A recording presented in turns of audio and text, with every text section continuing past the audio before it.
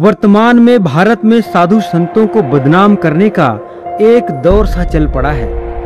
पहले कांची कामकोटि के शंकराचार्य स्वामी श्री जयेंद्र सरस्वती जी महाराज, फिर स्वामी नित्यानंद जी महाराज, उसके बाद स्वामी श्री कृपालु जी महाराज और अब संत श्री आसाराम जी बापू को सुनियोजित साजिश के तहत सिलसिलेवार ढंग से झूठे, बेबुनियाद और निराधार आरोप लगाकर बदनाम और परेशान किया जा रहा है। जिन आरोपों को कुछ पेड मीडियाओं द्वारा लगातार चलाया जा रहा है, उन आरोपों का कोई आधार ही नहीं है। उन झूठे, बेबुनियाद आरोपों की वास्तविकता क्या है? जिन आरोपों के चलते आज संत आसाराम जी बापू जेल में हैं, उन आरोपों में कितनी सच्चाई है, ये जानना भी आज बहुत जरूरी है। आइए देखते हैं इन आरोपों की पोल।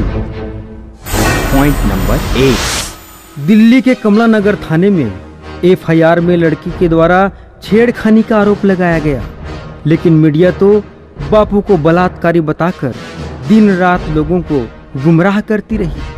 15 अगस्त का जो आरोप लगाया है कि 15 अगस्त को उस लड़की के साथ आसाराम ने बलात्कार किया, इसी आश्रम के अंदर बाबा ने भूत प्रेत का इलाज कराने के बहाने उसे अपने कमरे में बुलाया और उसके साथ फिर बलात्कार किया। जबकि ये एफआईआर बताती है कि मामला केवल छेड़छाड़ का ही दर्ज कराया गया है।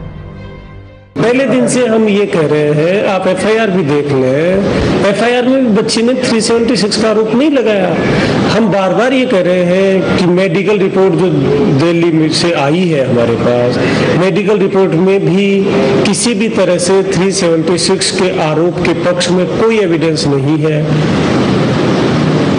वेरी फर्स्ट डे से हम ये कह रहे हैं कि 376 का ना कोई मेडिकल एविडेंस है, ना कोई पीड़िता ने आरोप लगाया है।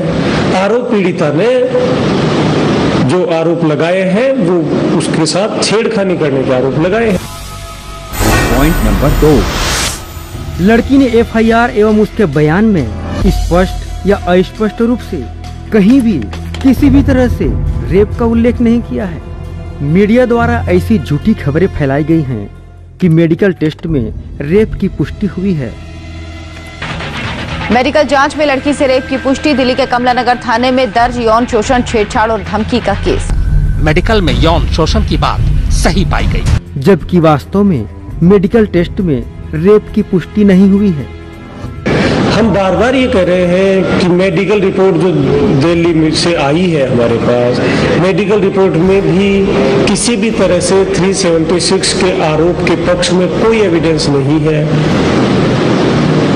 Point number 3। मीडिया चिल्लाती रही कि छिंदवाड़ा गुरुकुल की वार्डन शिल्पी फरार है। पुलिस आसाराम की इस राजदार की तलाश में जुटी हुई है। पिछले 6 दिनों से उसे देश भर में तलाशा जा रहा है, लेकिन शिल्पी इतनी शातिर है कि पुलिस के हाथ नहीं लग रही है।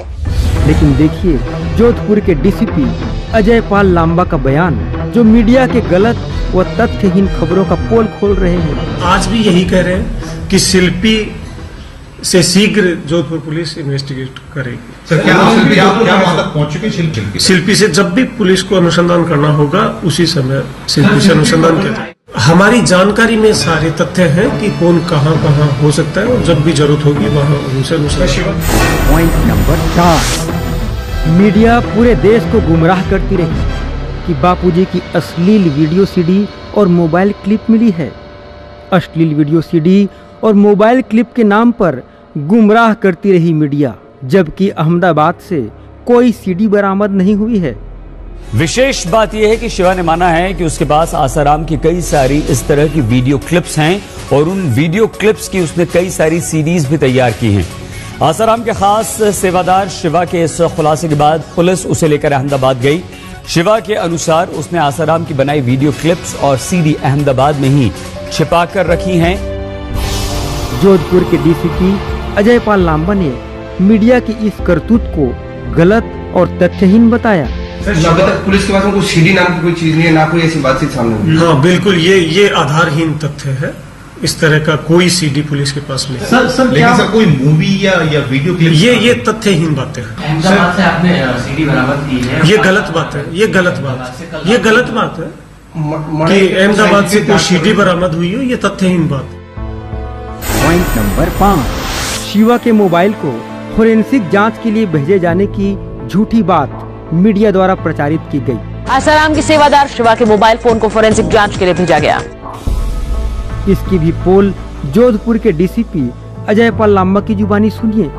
सर क्या जो फोन जो कहा जा रहा शिवा के पास में था, शिवा का मोबाइल आपने लिया है, उसको जांच के लिए भेजा है? हम सक्षम है उस जांच को करने के लिए। हमने कहीं कोई इंस्ट्रूमेंट किसी जांच के लिए बाहर नहीं भेजा। Point number 6। शिवा को बापूजी का राजदार बताकर कई दिनों तक मीडिया बड़े जोर शोर से कुप्रचारित करती रही, ब्रेकिंग न्यूज बनाती रही, और आखिर में क्या मिला? खोदा पहाड़, मिली चूहिया। अरे चूहिया भी नहीं मिली। सुनिए शिवा की जुबानी। बापूजी कभी किसी लड़की से एकांत में मिलते नहीं हैं। हम 8 साल से गुरुजी के साथ रहता हूँ, ऐसा कुछ हुआ नहीं है, पर कहीं ना कहीं ये सेटिंग किया हुआ है। मेरे पास ऐसा कोई सबूत नहीं है। मारा धमकाया कि जो हम बोले वो आपको बोलना है। मेरे पास कोई सीढ़ी नहीं है। तो जिस सेवादार शिवा के नाम पर कहीं ना कहीं पुलिस ढेरों दावे कर रही थी, तमाम तरह की जोधपुर पुलिस इशारे कर रही थी, इन्वेस्टिगेशन की बातें कह रही थी, वो शिवा जब मीडिया के सामने आया, क्या कुछ उसने कहा?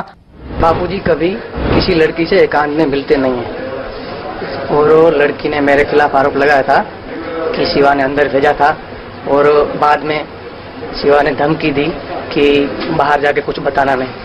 मैंने कोर्ट में सब मेरे सारे सबूत पेश कर दिए है कि मेरे पास ऑलरेडी टिकट है। 8 बजे की 7 बजे वहां से निकल गया था मैं, 6:45 बजे निकल गया था।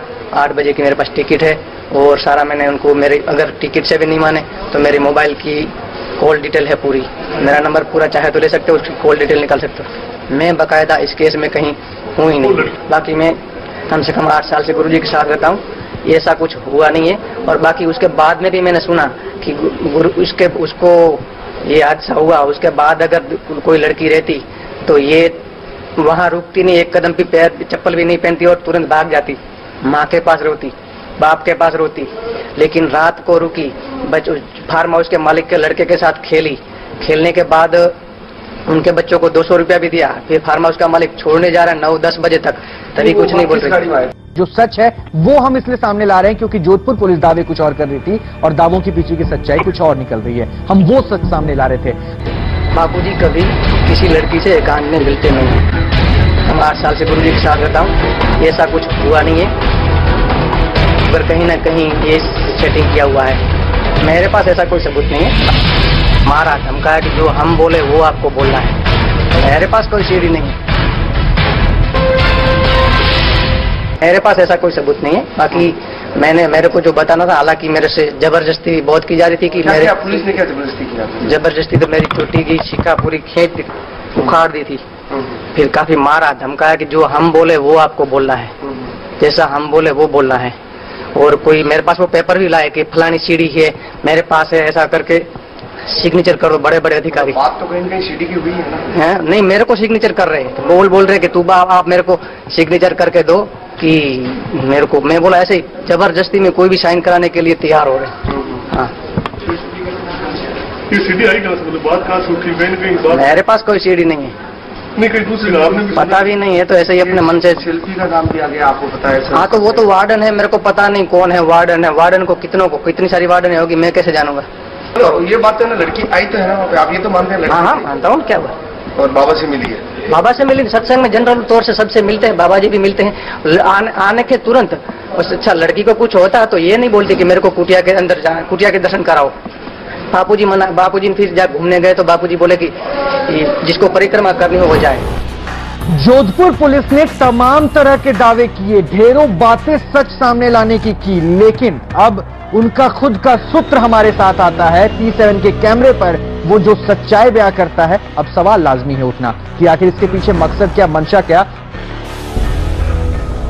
लड़की द्वारा पुलिस में की गई FIR व उसके बयान में ऐसा कहीं नहीं कहा गया है कि उसके साथ बलात्कार किया गया है। फिर भी मीडिया द्वारा झूठी खबरें फैलाकर संत श्री आसाराम जी बापू के लिए अपमानजनक शब्दों का प्रयोग करके देशवासियों की धार्मिक भावनाओं को ठेस पहुंचाई गई। देखो, अटेम्प्ट कहा गया है। सबसे पहला डॉक्यूमेंट जो बना है इस केस में वो एमएलसी बनी है। यहाँ पे लड़की किसी प्रकार का कोई भी बापू आसाराम के खिलाफ किसी प्रकार का भी आप कह सकते हैं ना तो कोई एलिगेशन लगाया उसने, लेकिन एमएलसी बनने के बाद फिर 2-3 चीजें एमएलसी में इंसर्ट करी गई हैं जो मैंने जैसे सबको दिखा दी हैं। और उसके बाद जो एफआईआर तैयार 0 एफआईआर हुई है वो एमएलसी बनने के बाद तैयार हुई है। और एमएलसी बच्चे को सपोर्ट नहीं कर रही है, विक्टिम को सपोर्ट नहीं कर रही है। और जो लड़की का अपना बयान है, जो सर्कमस्टांसेस है, वो इन दी आइज ऑफ लॉ एडमिसिबल नहीं है। एफआईआर स्टैंड नहीं करती आपके हिसाब से? आपने देख ली, आपने पढ़ के मैंने सुना दी है आपको।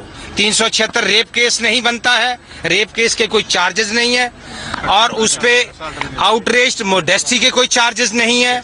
अटेम्प्ट, जो अटेम्प्ट वाली बात है उस पे अगर अटेम्प्ट है तो बेलेबल ऑफेंस बनता है, फिर उनको अरेस्ट किस बात के लिए किया?